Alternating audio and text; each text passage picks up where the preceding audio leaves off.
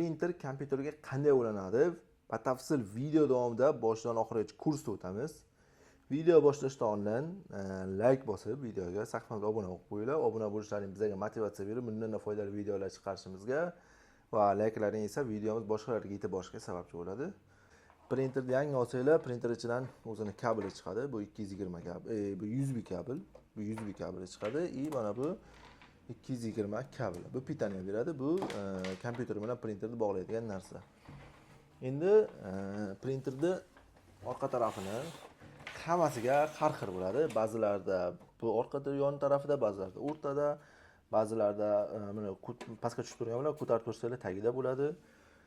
Mana kabelni mana shu qismini, mana kabelni mana shu qismini, turuvchi qismini printer o'sha kiradigan joyiga qarab to'g'ri joylashtirib kirdiramiz.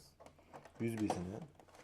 Va buni bu USB-ni, bu fleshkali USB tarafini bu kompyuterga ulaymiz. Mana kompyuterni USB tarafiga ulab qo'yamiz. Mana uladik. 220 kabelni esa mana buni tokka tiqib olamiz.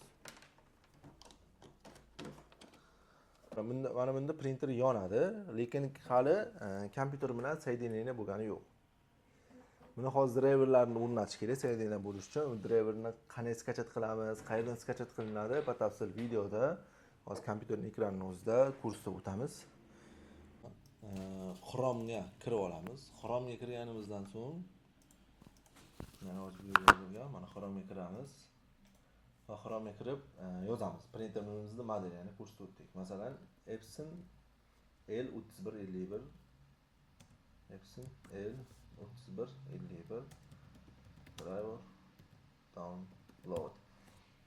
Agarda sizlarda Canon bo'ladigan bo'lsa, Canon masalan Pixma G3430 shunaqa yozasizlar. Epson L3150 o'rniga. Keyin orqasidan driver download, ya'ni printer modeli Canon plus driver download yozasizlar. Bo'ldi. Keyin enterni bosamiz. Enterni bosganimizdan so'ng mana ko'rishingiz mumkin, birdan chiqib keldi. Epson L3151. Buni bosamiz. Canonga bu sirasi chiqib keladi. Va bu yerdan pastroq tushamiz va mana o'ng taraf ko'rishingiz mumkin drivers. Mana driversni bosamiz. Ustiga bosganimizdan so'ng mana driver. Ustiga bosamiz va download tugmani bosamiz.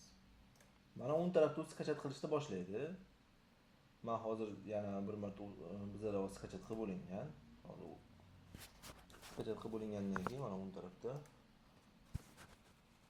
papkani bosamiz. Papkani bosganimizdan so'ng mana o'sha skachat qilingan narsamiz. Va ustiga 2 marta bosamiz. Ustiga 2 marta bosilgandan so'ng mana o'zim printer modeli bu 3150. Nima uchun 3150 deyishinglar mumkin. Sababi bu 3150 seriyasidagi printerlar 3150. Shuning uchun u narsadan qo'rqmanglar. Keyin ok tugmani bosamiz. Ok. Va bu yerda saqlasin, ya'ni roziman. Ok. Ko'rishingiz mumkin. Установка драйвера принтера и настройка порта успешно завершена. Okni bosamiz. Va bu yerda mana biron bir rasm chiqarib ko'ramiz. Kompyuterga ham narsa bu nima chiqarishni bilmaymiz. Mana. Mana shuni olib chiqaramiz. Mana Ctrl P ni bosamiz. Va mana printerning modeli. Agar sizlar printer modeli chiqmasa, sizlar printer modeli chiqmasa, kompyuterlaringizni shunday o'chirib yoqsanglar, o'zi avtomatik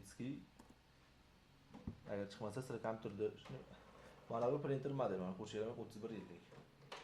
Agarda sizlarda chiqmay qolsa, o'sha printer modeli bitta kompyuter o'chirib yoqsanglar, yana ham qaytadan paydo bo'ladi. Va bu yerdan knijni tanlaymiz va pechat degan tugmani bosamiz. Ondan printer